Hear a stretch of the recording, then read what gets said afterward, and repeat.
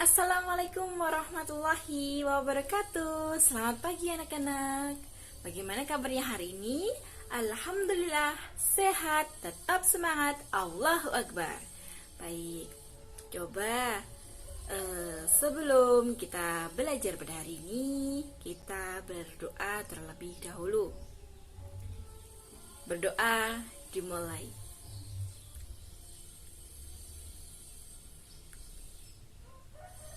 Amin amin alhamdulillahirobbilalamin. Setelah berdoa, silahkan anak-anak menoleh ke kanan dan ke kiri kalian. Apakah ada teman yang tidak masuk hari ini? Oke, alhamdulillah semua masuk ya, dalam keadaan sehat walafiat dan siap untuk mengikuti pembelajaran kita pada hari ini.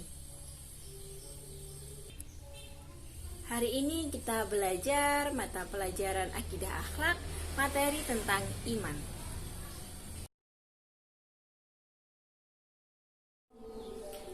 Iya benar, iman. Iman artinya percaya.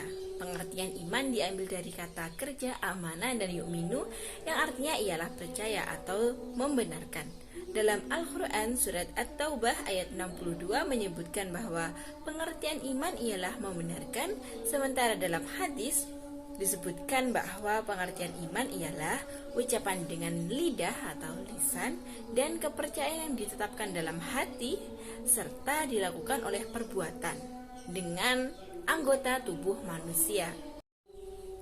Ayo coba angkat tangan, siapa yang tahu rukun iman itu jumlahnya ada berapa? Iya benar, rukun iman ada 6. Yang pertama iman kepada Allah, yang kedua iman kepada malaikat, yang ketiga iman kepada kitab-kitab Allah, yang keempat apa ayo? Iya, yang keempat iman kepada Rasul, yang kelima iman kepada hari kiamat, dan yang terakhir yaitu iman kepada qada dan qadar. Baik, langsung saja kita ke rukun iman yang pertama, yaitu rukun iman kepada Allah. Bismillahirrahmanirrahim. Ya ayyuhalladzina amanu aminu billahi wa rasulihi wal kitabil ladzi nazzala ala rasulihi wal kitabil ladzi anzala min qabl. Wa man yakfur billahi wa malaikatihi wa kutubihi wa rusulihi wal yaumil akhiri faqad shalla shalalan ba'idan. Yang artinya, wahai orang-orang yang beriman, tetaplah beriman kepada Allah dan Rasul-Nya Muhammad dan kitab-kitab Allah, Al-Quran, yang diturunkan kepada Rasul-Nya, serta kitab yang diturunkan ke nabi-nabi sebelumnya. Barang siapa ingkar kepada Allah, malaikat-malaikatnya, kitab-kitabnya, dan Rasul-Rasulnya, dan ke hari kemudian, hari akhir, maka sungguh orang itu telah tersesat sangat jauh. Quran surat An-Nisa ayat 136. Iman kepada Allah Subhanahu wa taala merupakan asas dan pokok akan adanya keimanan kepada kitab-kitabnya, yakni keyakinan yang pasti bahwa Allah Subhanahu wa taala adalah Rabb dan pemilik segala sesuatu. Dialah satu-satunya pencipta, pengatur segala sesuatu, dan dialah satu-satunya yang berhak disembah, tidak ada sekutu baginya. Jadi kita harus percaya, kita harus yakin kepada Allah Subhanahu wa taala. Dengan adanya Allah Subhanahu wa taala yang menciptakan atas segala sesuatu yang ada di dunia ini. Baik, setelah tahu pengertian apa itu iman kepada Allah, selanjutnya bagaimana sih cara atau perilaku kita beriman kepada Allah? Yang pertama yaitu selalu menjaga sholat 5 waktu, yaitu subuh, duhur, asar, maghrib, dan juga isya. Kemudian yang kedua yaitu berkumpul dengan orang-orang soleh. Nah, setelah kita melakukan sholat, kita berkumpul dengan orang-orang soleh, yang pastinya kita juga harus menjauhi perbuatan maksiat. Nah, kemudian apa aja yang harus kita lakukan, yaitu memberikan rezeki kepada orang lain, kita sedekah semampu kita. Kemudian yaitu yang kelima, mempercayai 6 rukun iman, yaitu iman kepada Allah, iman kepada malaikat, iman kepada kitab-kitab Allah, iman kepada Rasul, iman kepada hari kiamat, dan juga iman kepada qada dan qadar. Selanjutnya, setelah tahu pengertiannya, setelah tahu bagaimana cara kita beriman kepada Allah, kemudian apa sih hikmah kita telah percaya kepada Allah? Yang pertama yaitu hati menjadi tenang. Yang kedua, mendapat bimbingan dari Allah Subhanahu wa taala.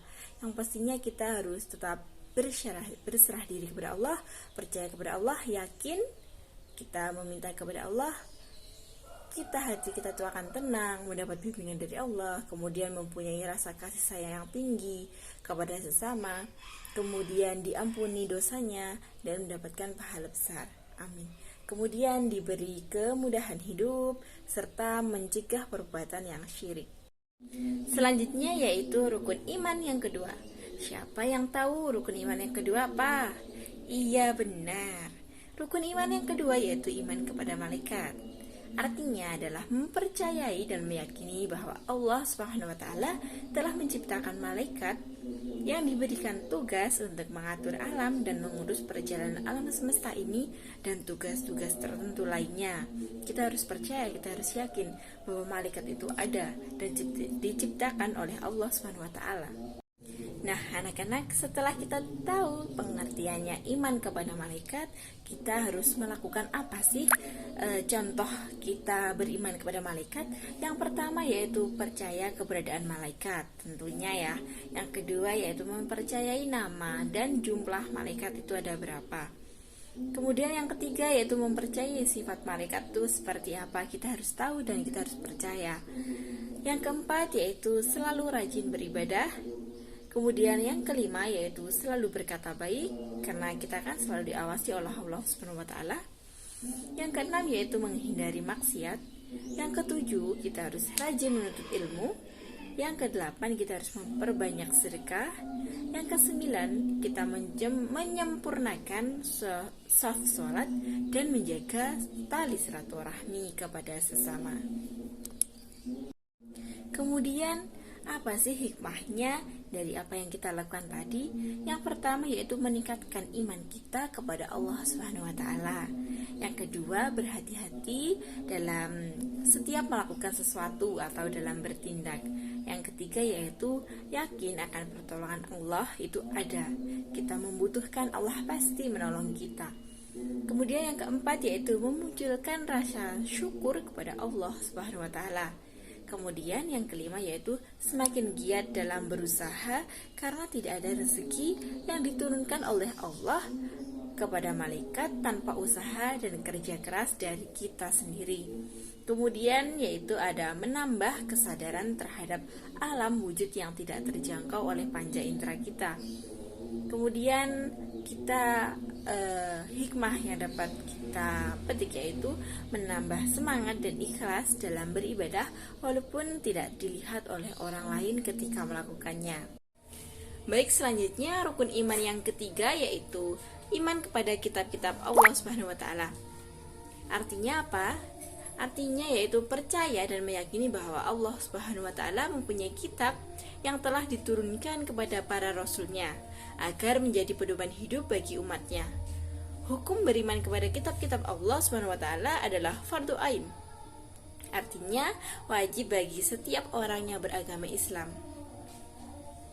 Nah, dasar yang melandasi iman kepada kitab Allah Subhanahu wa taala yaitu adanya keimanan kita yang benar kepada Allah Subhanahu wa taala. Iman kepada Allah Subhanahu wa taala merupakan asas dan pokok akan adanya keimanan kepada kitabnya. Kita yakin yang pasti bahwa Allah Subhanahu wa taala adalah Rabb dan pemilik segala sesuatu. Dialah satu-satunya pencipta, pengatur segala sesuatu, dan dialah satu-satunya yang berhak disembah. Adanya alam semesta ini merupakan bukti bahwa Allah Subhanahu wa taala adalah Tuhan yang Maha Kuasa, Tuhan yang menciptakan alam semesta dan yang mengaturnya. Tidak ada Tuhan selain Allah Subhanahu wa taala yang wajib disembah. Umat Islam meyakini adanya Allah Subhanahu wa taala dan mengetahui sifat-sifatnya agar menjadi mukmin sejati. Dengan modal iman inilah kita akan menjalankan perintahnya dan meninggalkan larangannya. Hidup ini harus memiliki arah atau tujuan yang jelas dan benar. Lalu siapa yang mengetahui arah dan tujuan hidup yang benar itu? Tentunya yang mengetahui secara pasti adalah Allah SWT, Tuhan yang menciptakan manusia. Maha suci Allah SWT yang tidak menghendaki manusia hidup dalam kesesatan.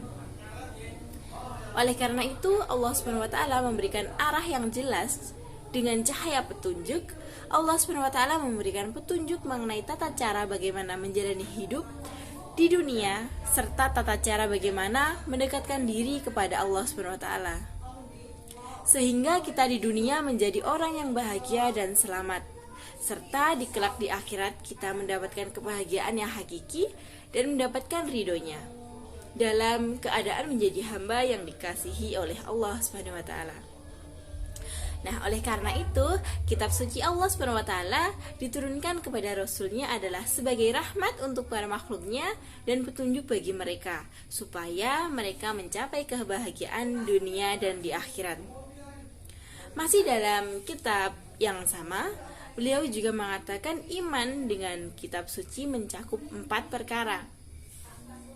Iman bahwasanya kitab-kitab tersebut turun dari Allah SWT. Nah, itu yang pertama. Kemudian yang kedua yaitu iman dengan nama-nama yang kita ketahui dari kitab-kitab tersebut, seperti Al-Quran yang Allah SWT turunkan kepada Nabi Muhammad SAW, kitab Taurat kepada Nabi Musa alaihissalam, kitab Injil kepada Nabi Isa alaihissalam, dan lain sebagainya. Pembenaran terhadap berita-berita yang sahih seperti berita-berita yang ada dalam Al-Quran dan kitab-kitab suci sebelumnya, selama kitab-kitab tersebut belum dirubah atau diselewengkan. Pengalaman terhadap apa-apa yang tidak dinaskah dari kitab-kitab tersebut, menerimanya dan berserah diri dengannya, baik yang diketahui hikmahnya maupun yang tidak diketahui. Selanjutnya, lalu bagaimana cara kita beriman kepada kitab-kitab Allah SWT? Yang pertama yaitu meyakini. Kita harus yakin bahwa kitab-kitab itu ada. Kitab-kitab sebelum Al-Quran itu ada, yaitu kitab Zabur, kitab Taurat, kitab Injil adalah benar-benar wahyu Allah, bukan buatan para rasul. Yang kedua yaitu meyakini bahwa isi kitab-kitab tersebut itu adalah benar, bukan karangan orang sebelaka. Kemudian hikmah yang dapat kita petik dari iman kepada Allah, iman kepada kitab, yaitu memperkuat keimanan kepada Allah SWT, kemudian mengetahui bagaimana perilaku yang baik dan benar dalam kehidupan sehari-hari, kemudian mengetahui dan membedakan mana yang baik dan mana yang buruk, karena dalam kitab suci sudah dijelaskan tentang bagaimana cara berperilaku baik sebagai makhluk sosial maupun sebagai makhluk individu. Hidup manusia menjadi tertata karena adanya pedoman yang bersumber pada kitab suci tersebut. Memupuk sikap toleransi karena kitab-kitab Allah SWT selalu memberikan penjelasan tentang penanaman sikap toleransi. Artinya, kita harus selalu menghormati dan menghargai pemeluk agama lain. Menambah ilmu pengetahuan karena kitab Allah selain berisi perintah dan juga larangan, juga berisi pokok-pokok ilmu tentang pengetahuan. Kemudian hikmahnya yaitu memberikan pengetahuan sejarah tentang kehidupan orang-orang terdahulu agar menjadi pelajaran hidup yang berharga bagi umat manusia saat ini dan kedepannya. Kemudian selanjutnya yaitu ada menumbuhkan sikap optimis kita untuk meraih kebahagiaan dan kesuksesan dunia dan akhirat. Nah, anak-anak tahu apa tidak bagaimana cara kita beriman kepada Rasulullah? Baik, Ibu akan menjelaskan. Yang pertama yaitu percaya bahwa Rasul merupakan manusia utusan Allah SWT. Jadi intinya beriman itu adalah percaya, kita harus percaya. Yang kedua yaitu meyakini ajaran yang dibawa para Rasulullah itu adalah benar. Yang ketiga yaitu percaya dan yakin kepada semua Rasul, tidak membeda-bedakan antar Rasul. Kemudian yang keempat yaitu berdoa seperti para Rasul. Selanjutnya yaitu meneladani sifat para Rasul. Dan pastinya mengikuti ajarannya, Rasul yang diutus oleh Allah SWT untuk menyampaikan wahyu kepada manusia Sehingga pada hakikatnya mengikuti ajaran Rasul sama dengan mengikuti ajaran Allah Subhanahu wa taala. Kemudian tidak membeda-bedakan Rasul. Pada hakikatnya semua Rasul adalah sama. Rasul merupakan sama-sama utusan Allah Subhanahu wa taala, sehingga kita tidak boleh membeda-bedakan antara Rasul yang satu dengan Rasul yang lainnya. Kemudian kita meneladani perilaku para Rasul dalam kehidupan sehari-hari kita. Kita harus meneladani untuk contoh, untuk sebagai panutan dalam kita menjalani kehidupan sehari-hari. Taat dan patuh dalam menjalankan segala perintah dan larangan Allah Subhanahu wa taala. Hal tersebut sesuai dengan firman Allah dalam Quran surat An-Nisa ayat 59. Bismillahirrahmanirrahim. Ya ayyuhalladzina amanu atiiullaha wa atiiur rasula wa ulil amri minkum. Fa in tanaza'tum fi syai'in farudduhu ila Allah war rasuli in kuntum tu'minun billahi wal yaumil akhir dzalika khairu wa ahsanu ta'wila. Yang artinya yaitu, wahai orang-orang yang beriman, taatilah Allah dan taatilah Rasul Muhammad dan ulil amri, pemegang kekuasaan di antara kamu. Kemudian jika kamu berbeda pendapat tentang sesuatu, maka kembalikanlah kepada Allah, kepada Al-Quran dan Rasul sunnahnya, jika kamu beriman kepada Allah dan hari kemudian. Yang demikian itu lebih utama bagimu dan lebih baik akibatnya. Nah, siapa yang tahu sifat-sifat Allah, sifat-sifat Rasulullah itu seperti apa? Nah, secara umum sifat Rasul dikelompokkan menjadi 3, yaitu sifat wajib, sifat mustahil, dan juga sifat jaiz. Sifat wajib Rasul yaitu yang pertama fatonah. Hal ini disebabkan karena tugas Rasul adalah membina umat yang memiliki watak dan tingkah laku yang berbagai macam. Yang kedua yaitu sidiq. Sidiq artinya benar. Seorang Rasul wajib bersifat benar baik dalam perkataan maupun perbuatan. Yang ketiga yaitu amanah. Amanah mempunyai arti terpercaya. Rasul wajib memiliki sifat amanah atau terpercaya. Jika Rasul tidak memiliki sifat amanah, maka tugasnya tidak mungkin terlaksana. Kemudian yang keempat yaitu tabligh. Hal ini disebabkan karena tugas Rasul adalah membina umat yang memiliki watak dan tingkah laku yang bermacam-macam. Kemudian sifat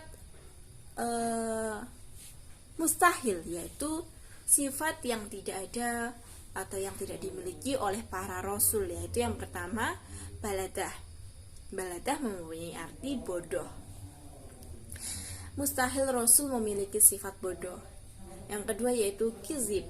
Kizib artinya dusta. Tidak mungkin seorang Rasul bersifat dusta baik perkataan maupun perbuatannya. Yang ketiga yaitu khianat. Khianat artinya curang. Tidak mungkin seorang Rasul mempunyai sifat yang curang atau ingkar janji terhadap tugas-tugas yang diberikan oleh Allah Subhanahu wa taala. Kemudian yang keempat yaitu kitman. Artinya menyembunyikan. Rasul diberi tugas untuk menyampaikan wahyu. Apa yang diterima dari Allah Subhanahu wa taala disampaikan tanpa mengurangi atau membunyikannya. Kemudian apa hikmah beriman kepada Rasul? Yaitu yang pertama, makin sempurna iman kita. Kemudian terdorong untuk menjadikan contoh dalam hidup sehari-hari. Kemudian akan terdorong untuk melakukan perilaku yang baik, serta memiliki teladan dalam hidupnya, sehingga mencintai para Rasul dengan cara mengikuti dan mengamalkan ajarannya. Kemudian mengetahui hakikat dirinya bahwa ia diciptakan oleh Allah Subhanahu wa taala untuk mengabdi kepadanya. Berikutnya yaitu rukun iman yang kelima adalah iman kepada hari kiamat. Adalah percaya dan meyakini bahwa seluruh alam termasuk dunia dan seisinya akan mengalami kehancuran. Hari akhir ditandai dengan ditiupnya trompet malaikat oleh malaikat Israfil. Dijelaskan bahwa pada hari itu daratan, lautan, dan benda-benda di langit menjadi porak-poranda. Gunung-gunung meletus, hancur dan berhamburan. Bumi bergoncang dan memuntahkan isi perutnya. Lautan meluap dan menumpahkan seluruh isinya.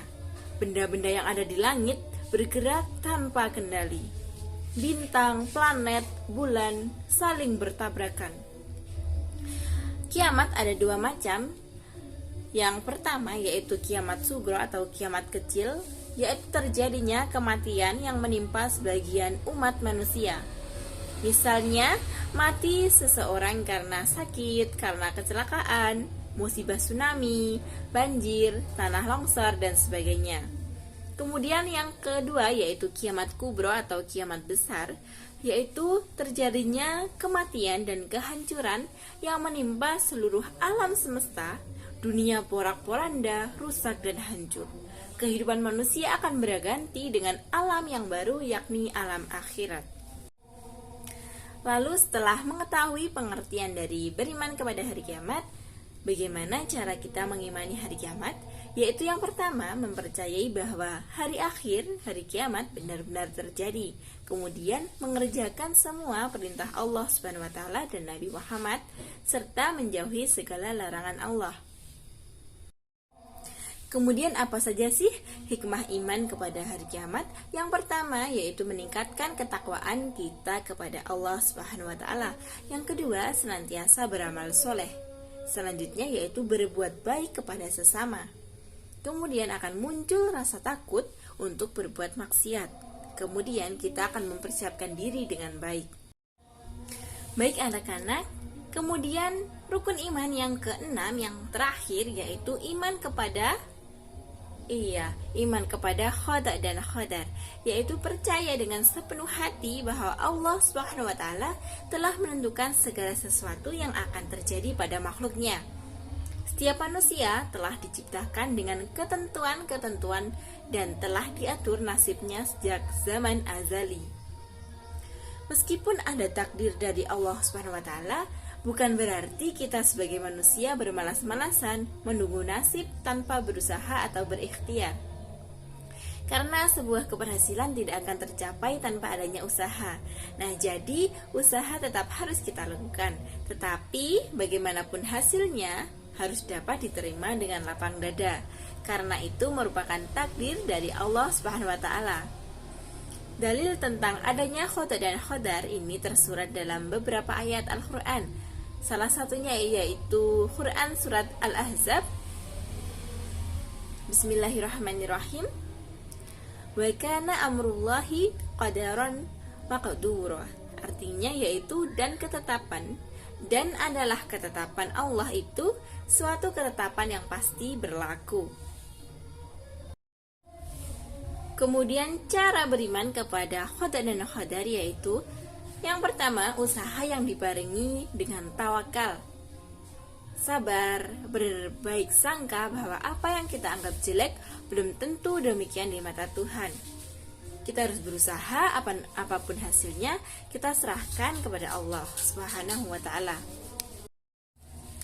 Kemudian hikmah beriman kepada qada dan qadar yaitu yang pertama, termasuk orang beriman.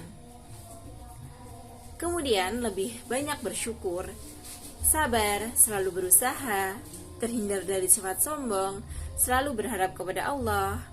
Kemudian jiwa yang tenang dan lebih tawakal kepada Allah Subhanahu wa taala. Alhamdulillahirrabbilalamin. Sekian yang dapat Ibu jelaskan mengenai materi rukun iman. Apakah anak-anak ada yang belum dipahami dengan materi hari ini? Alhamdulillahirrabbilalamin, sudah paham semuanya. Marilah kita tutup dengan hamdalah bersama-sama. Alhamdulillahirrabbilalamin. Sekian dari Ibu. Wassalamualaikum warahmatullahi wabarakatuh.